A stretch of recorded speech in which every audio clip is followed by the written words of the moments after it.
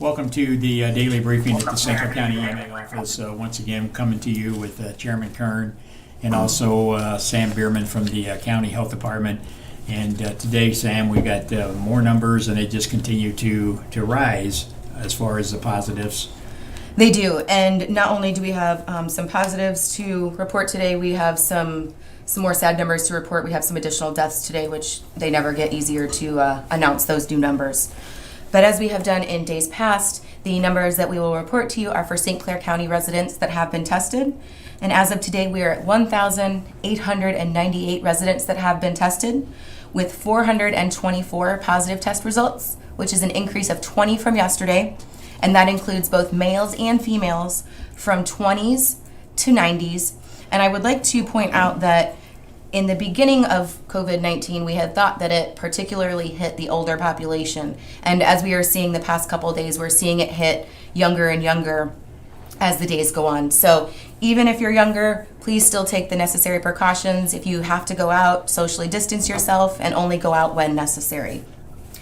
For St. Clair County, we are at 1,406 negative test results, with 68 results still pending. And as we said, we do have some sad news to report. Today we are reporting 4 additional deaths, so that does bring the total up to 27. The first was a female in her 80s with unknown health conditions. The second was a male in his 60s who did have underlying health conditions. The third was a male in his 80s who also had underlying health conditions. And the fourth was also a male in his 80s who did have underlying health conditions. And as always, our condolences go out to the families who have lost loved ones. For state totals, we are at 242,189 that have been tested, 48,102 positive test results, which is an increase of 2,219 from yesterday. And for deaths, we are reporting 2,125, which is an increase of 144 deaths since yesterday. For our hospitalization numbers for hospitals in St. Clair County, we are at 50 patients that are admitted due to COVID-related reasons, and 10 of those patients are currently on ventilators. Long-term care centers in St. Clair County that are currently at outbreak status, which means that they have 2 or more staff or residents that are either COVID positive or who have COVID symptoms, are Bria of Belleville with 12 positive cases and 2 deaths, Colonnade of O'Fallon with 2 positive cases and no deaths, Four Fountains in Belleville with 30 positive cases and 2 deaths, Memorial Care Center in Belleville with 15 positive cases and 1 death, St. Paul's Home in Belleville, which has 5 cases and no deaths, and Lebanon Care Center in Lebanon with 5 cases and no deaths. And for those of you who are still looking for masks to wear when the governor's order goes into place, as we have posted before, the CDC does have some great instructions for those of you who are still looking for masks or to make cloth masks for yourself. And as we have asked before, if you are going to be wearing PPE, disposable masks, or gloves out in public, please make sure that you are disposing of them properly and not throwing them directly onto the ground for someone else to have to pick up. Please make sure that you are throwing them away in the proper trash receptacle. And now I will turn it over to Chairman Kern for his update. Thank you, Sam. The numbers continue to grow, and as we've said, the only way we're going to stop this spread is through testing and tracking and tracing of people that you have been in contact with. Keep that log of people that you're with, that you're closer than 6 feet away, and that you're with for an extended period of time, which is normally around 10 minutes. Keep a log of those people so that if you are diagnosed COVID positive, it's easy to go back in your mind and be able to tell the health department or the trackers who you saw that day, or at least on the days that you were that you could transmit this virus, so that they can solve that.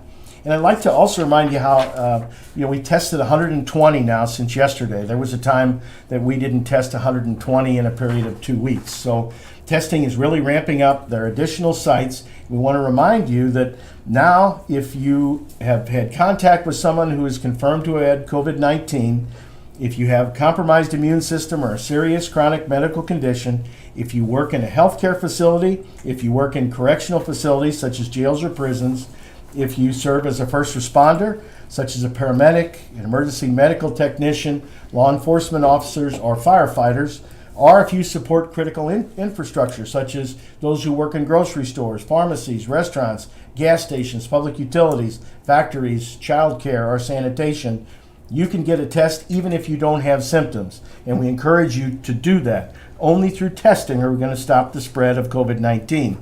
Of course, if you're having symptoms such as cough, shortness of breath, or fever, you also are eligible and should go in and get tested. The more we get these numbers up, the more we utilize our capacity in the testing labs here in St. Clair County, the sooner that we're going to get our lives back to normal. So we appreciate everybody's cooperation, and 4 additional deaths today, way too many. Our long-term care facility outbreak is just a scary thing to me because I know that our loved ones are there. They can't have visitors. Many times they might be confused, and so it's hard to explain what's going on. And so this is a real heartbreaking time. It's times like these that we count on our professional emergency services people, specifically our firefighters, are people we count on every day, and even more so now. So today we're joined by Tom Poor. Tom is the fire chief for the Belleville Fire Department. Tom, thank you for being here today. Thank you, Chairman. So Tom, COVID-19, how has that impacted the way you're providing service? Well, I can say on 2 fronts. One, nothing's changed. If you need our fire department, any fire department in the county, dial 911 and we're going to be there. Don't be afraid just because there's outsiders, coming to your house. When we come into our stations each morning, we're taking the temperature of our crews. We're doing that twice a day. And I know the volunteer departments are encouraging their members, if you don't feel 100%, just don't show up to the call. So that would be my first thing to say is, regardless, when you call 911, things aren't going to change. You're going to have a response just like you would prior to this event. On the other side, what we're trying to make sure we do is just like taking the temperatures of the guys in the station. When a crew comes to your house, they may be asking you some questions. They may ask you to step outside and get the information. Try to maintain our social distancing, and what we can do to both protect our own personnel and protect you. We may just send one crew member into the house just to make sure that we're not doing anything in excess that's going to possibly cause a problem. So on that end, I think things are the same, but they're really kind of different as well. So a lot of people home now, staying in place, sheltering in place. Have your calls increased or decreased, and maybe have the type of calls changed? Yeah, so we're not running quite as many car accidents. The schools aren't in session. The high schools, typically we'd have some accidents because of that. We do see a little spike in food-related incidents, people leaving things on the stove. They get on their cell phone and start talking. Unfortunately, we had a very tragic call on Memorial Drive a few weeks back, and a mother and child lost their life, and that was a food-related incident. So that's one thing, whether you're using the microwave, whether you're using the stove, make sure that you stay with those things that they're cooking, because turn the stove off when you're done, because those kind of things, just getting busy doing other things, draws people away, and it's never a good thing. And even some people that maybe aren't used to cooking, Exactly. they decide that they're looking for something to do when they're home, and then that's when accidents may happen. You're right. I mean, there's a lot of people that eat out all the time or not used to cooking, that now people are getting out to the grill. So got to make sure that you're using that grill away from the siding on the house. You're not using, make sure your oven's clean, make sure your grill's clean. Just all the normal things you would do to get ready for the season. Maybe you're not really ready for grill weather yet, so you want to make sure that it's preferred not to do that on a deck if you don't have to. So yeah, just making sure that you're taking all the necessary precautions. We mentioned the health department was talking about using masks, and it's a good thing. And even our own personnel, we got some of the homemade cloth masks. The thing to remember when using those is it's like any other article of clothing. You should wear it, wash it every night. You should wash it. let it hang out, put it on a hook, let it hang to dry. Doesn't need to go in a dryer. We've had some cases in other parts of the country where people were using a microwave or an oven to try to dry them. Some of the masks actually have metal in them, so a microwave definitely is a bad idea.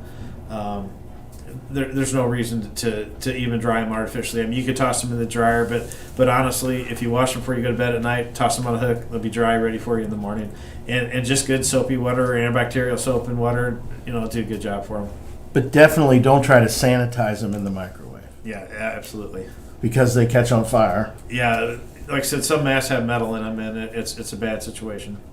So can we talk about stress levels? I mean, you have a stressful job. Yeah, I mean, there's a lot going on. I mean, things are different. We're responding to some of the healthcare facilities, like you said, and our whole way we have to do that is different. In the past, we would go in with just gloves, masks, and safety glasses just to make sure, we're taking care of the patient, protecting our people. But now it's a totally different situation. I mean, people are nervous about even letting you in a facility. Thankfully, the public can't get into those facilities right now. But whether it's going to somebody's house, going to a facility, like I said, we're taking the extra steps to make sure that we're doing our distancing, but also wearing all the protective equipment so that, there should be no call that one of our people isn't wearing a mask and keeping distance from you. So there is some added stress for our people and the citizens both, but I think, working through following the procedures that, like I said, we'll get through this together. So you're a public servant. Every one of the men and women that serve with you are public service. You got one more duty now. You drive by birthday parties or exactly, events. and that's something I know that all the departments in the county are offering. We used to be able to let you come to the station and take a tour, see the trucks, that kind of thing. Unfortunately, we can't do that. We're not even letting our own children, no family members in the stations right now. But if you do have a birthday party, we've received several calls and done it several times. We even did a drive-by for one of the nursing facilities. Feel free to call your local fire department and let them know when you have a birthday coming up, and I'm sure they'll help you out, send a truck by, light siren, let your kids wave through windows. So it's a little bit of something, but anything we can do to help. What about smoke detectors? Are you still offering the service of helping people if their smoke detector is they suspect we it's are, bad? but it'll be a little bit different situation. We may send just a battalion chief or just one individual instead of a whole crew, and unless a ladder's needed to do it. But yeah, we're not going to let safety take a backseat to this. We're going to make sure that if someone needs something, we're going to be there just like before this. So the message is, if you need the Belleville Fire Department, they're there. They're trained. They're protecting themselves as well as the public.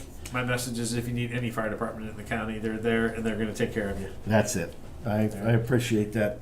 Chief Herb, you got anything? Yeah, Chief, just a couple of questions. Follow up. We appreciate you coming in, for one. How's the PPEs holding out? You okay, stock-wise? Yeah, so we're trying to, with the gracious help from the county, we're trying to make sure that we're using it in every case that we need. Fortunately, things have changed a little bit. I know even some crime, I think, has been down. So things like where we may have had an overdose or something before, we're not dealing with as much of that, thank goodness. So yeah, we're definitely using it as we have, and we've had some of our suppliers have been able to get us some of the basic supplies we used before. We never used N95s before, so that's a little bit different, but we appreciate your help in supplying those. Well, that's good. And I know you got a great training program, like all the departments do throughout the county. How has that changed with this? I mean, I know you're still doing some level of it. But yeah, to start out, we did hose testing because that's something we could do out in the open air, and it's a job that needed to be done. There's a lot of things that crews do on the computer as well. Sexual harassment training, the bloodborne pathogens, a lot of those kind of things are online as well. But we're trying to resort more to kind of company training or things that we can do outside. You can throw ladders, you can do some of those things. One of the things that it has affected is our ability to go out to our businesses and do inspections. The crews are going to be working on some pre-planned things because they can do that, take photographs outside the buildings, that kind of thing. So that is something, as soon as we get past all this and businesses open up, we'll have to hit that hard. But yeah, we're trying to, in moderation, do what we can. Well, that was my last question. I know you got a robust inspection program, and I know that's probably been kind of hampered, businesses being closed. So when we get this all put behind us, I'm sure you'll have a lot of catch up to be doing And there. as we have calls, if crews notice something, obviously, like on a normal day-to-day basis, if they notice something that's out of the ordinary or dangerous, we'll draw attention to that right away. Well, very good. We appreciate you coming in. We Well, thanks for appreciate you having me. joining in on those conference calls with us, and we really appreciate the help. All right, thank you, sir. Thank you, Chief. So, we just hear a great report from the fire chief. We'll now talk about our zip codes. And, Sam talked about the numbers going up. You're going to hear this today. There's an increase in every zip code but 4. And we have one new zip code that we're going to be reporting today. So, this situation is not subsiding. We've got to remain vigilant. 62201, there remain 10. 62203, there are now 15. That's an increase of 1. In 62204, there are 15. That's an increase of 3. In 62205, there are 17. That's an increase of 2. In 62206, we remain static at 39. 62207, there are now 25. That's an increase of 2. And in 62208, there are now 31. That is an increase of 6. In 62220, there are 42. That's an increase of 1. In 62221, that is an increase of 1.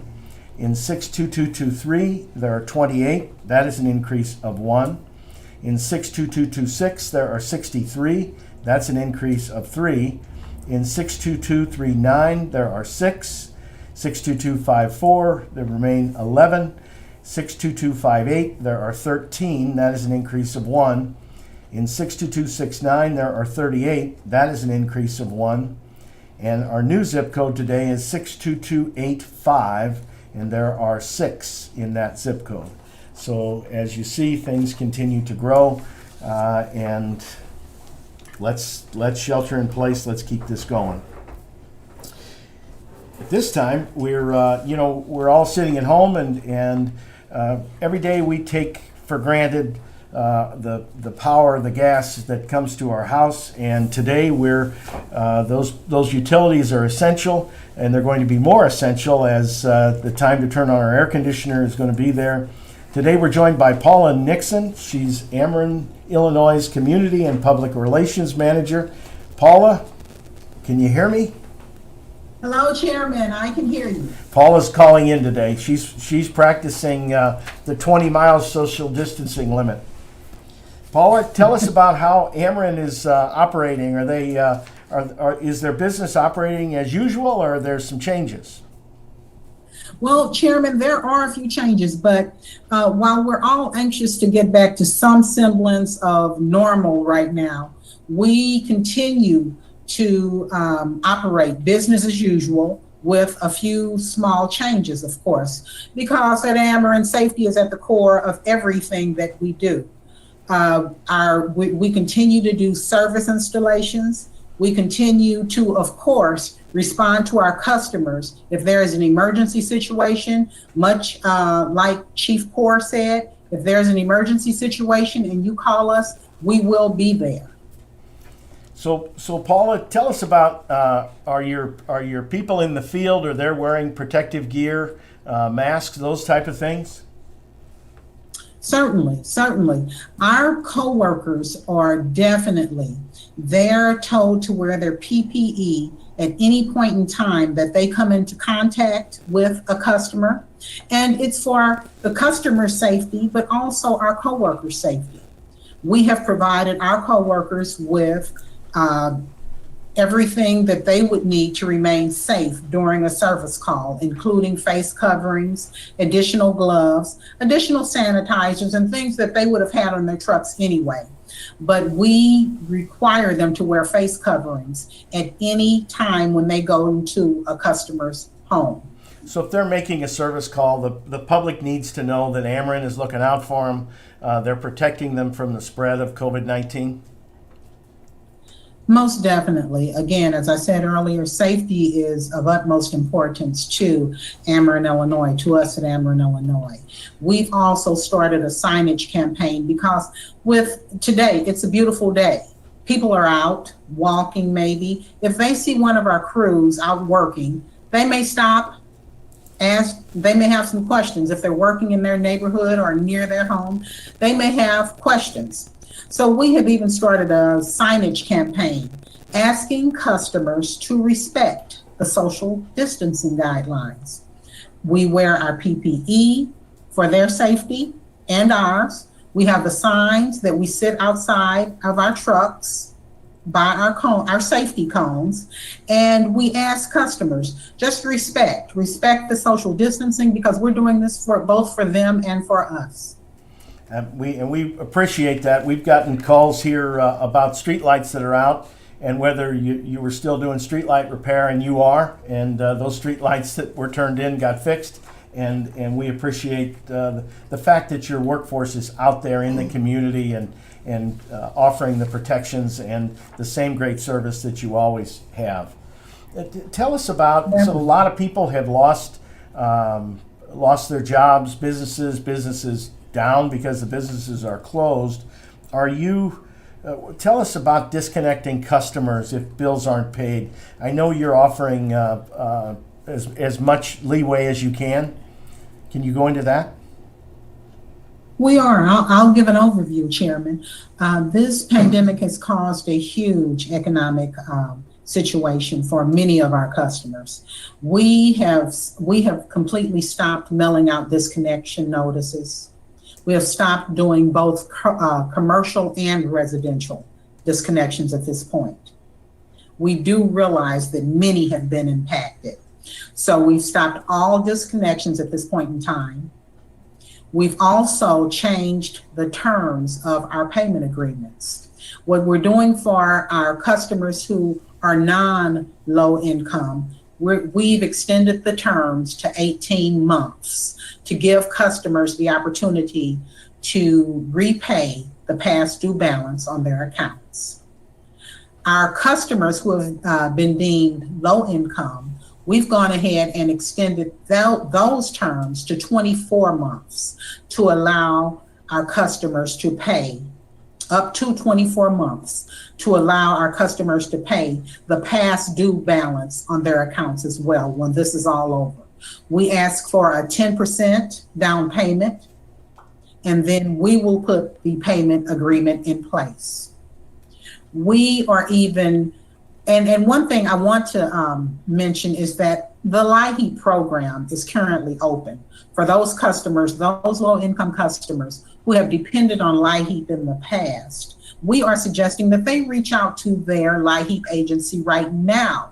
Chairman, as you know, many times people will wait until the very last minute. We want them to reach out to their nearest LIHEAP agency right now. They can go to LIHEAPillinois.com and they can get assistance there. That program normally ends May 31st of each year. However, this year, LIHEAP remains active until June 30th due to the pandemic that we're facing right now. So once they've gone and they've used their LIHEAP, they've made a payment arrangement with us, we are our call service agents. We are willing to speak with our customers to work out situations, because again, we know that this pandemic has been horrible and it's touched lots of people economically. There's even a basket of people who would never have to ask for our assistance. They've never had to call us and ask for assistance. But many are furloughed at this time from their jobs. They're not receiving a paycheck. So we ask them to call in. Call into our call center at 1-800-755-5000. We have our Warm Neighbors, Cool Friends programs. And many times we can assist those customers. We can give those customers some assistance where even though they've never had to ask for it before.